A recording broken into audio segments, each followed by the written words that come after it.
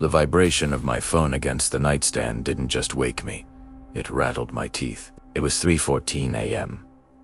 That hollow, liminal hour where the world feels thin and the shadows in the corner of the room seem to have more substance than the furniture. I reached for the device with a groan, expecting a telemarketer from a different time zone or a wrong number. Instead, I saw a name that turned my blood into slush.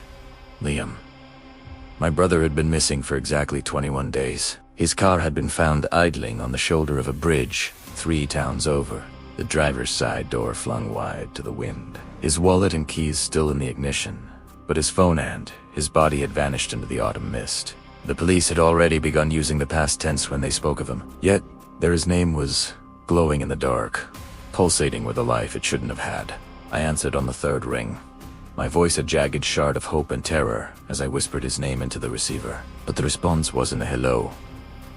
It was a sound like wet leather being dragged over gravel, a rhythmic, labored breathing that sounded thick with fluid. The silence on the other end felt heavy, a physical weight pressing against my ear. I begged him to speak, to tell me where he was, but the line only crackled with a strange, rhythmic interference that sounded like the ticking of a grandfather clock submerged in water. Then, the voice came through. It was Liam's voice, but it was distorted, as if the words were being squeezed through a throat that had forgotten how to shape them. "It's so dark under the floor, Sarah," he wheezed. My breath hitched. We didn't have a basement in our childhood home. We lived on a slab of concrete.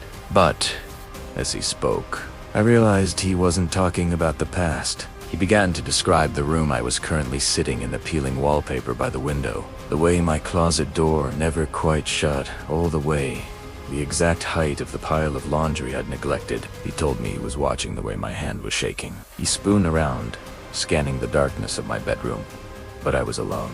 Then, the metallic clink-clink-clink of a chain dragging across would echoed not through the phone, but from directly beneath my bed. The terror that followed was a cold, paralyzing wave. Through the phone, I heard him whisper that the tall man didn't like it when he used the phone, but he had to tell me where the rest of him was. He started reciting coordinates, but they weren't geographic. There were rooms in my house, 3 paces from the fridge, under the tile, 2 feet from the bathtub, behind the drywall.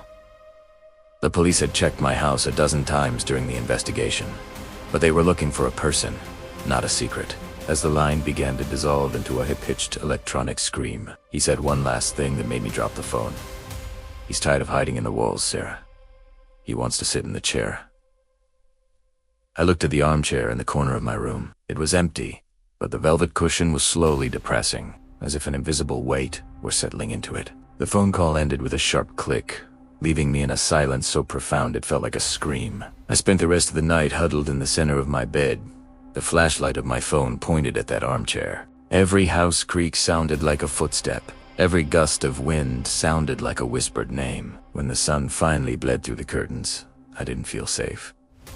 I felt watched. I took a hammer to the kitchen tile Liam had mentioned, driven by a manic, sleep-deprived necessity. Beneath the 3rd tile from the fridge, I didn't find a body. I found a small, digital recorder, still warm to the touch, and a single tuft of Liam's hair. I realized then that the call hadn't been from the other side or a ghost. Someone had been inside my house for 3 weeks, weaving a nightmare out of my grief and my walls. They had used Liam's phone, his voice, and his proximity to break me. And as I looked up from the hole in my floor, I noticed the attic hatch in the hallway was slightly, almost imperceptibly, ajar.